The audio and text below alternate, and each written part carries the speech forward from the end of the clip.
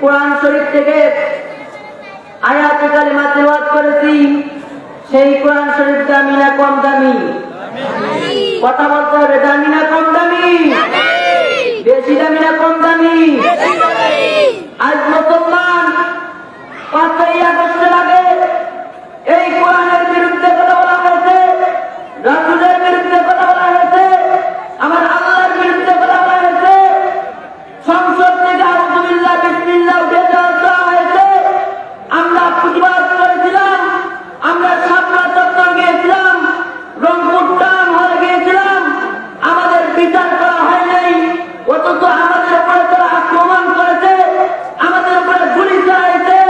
কারণ তখনকার সরকার ছিল ইহুদি সরকার, তখনকার সরকার ছিল নাসারা সরকার, তখনকার সরকার ছিল স্বৈরাচারী সরকার। কথা বলেন ঠিক কিনা? আজকে আমি বলতে চাই, নমরুদকে সেই পতন করার জন্য আল্লাহ রাব্বুল আলামিন বেশি কিছু প্রয়োজন হয় নাই। নমরুদকে পতন করার জন্য আল্লাহ রাব্বুল আলামিন সামান্য একটু অসুস্থ মশা, ল্যাংড়া মশা দিয়ে এই দুনিয়া থেকে জুতা পিটা করে দুনিয়া থেকে ত্যাগ করাইছেন। কথা বলেন ঠিক কিনা?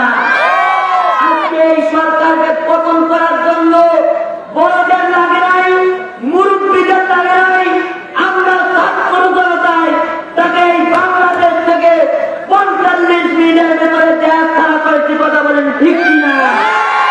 আজ এই চান্দের পুকুর বালিকার মাঠ থেকে আমি জানাই দিতে চাই, 5ই আগস্টের পর আমার আল্লাহর বিরুদ্ধে, রাসূলের বিরুদ্ধে, আমার আল্লাহর বিরুদ্ধে যদি আর কোনো কথা হয়, ইসলামের বিরুদ্ধে যদি আর কোনো কথা হয়, আর বাংলার মুসলমান আর যুবক সমাজ কখনো তাদেরকে ছাড় দেবে না, ছাড় দেবে না, ছাড় দেবে না। কথা বলেন ঠিক কিনা?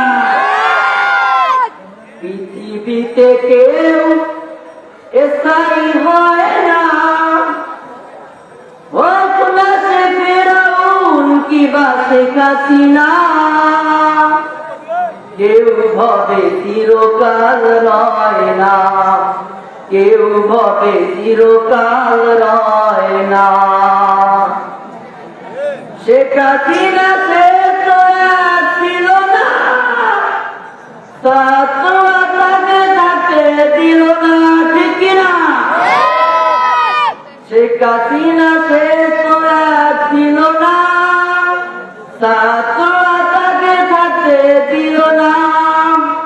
মুছে গেছে তার সব স্মৃতিচিহ্ন, ভেঙে গেছে তার বাবার সব মূর্তি।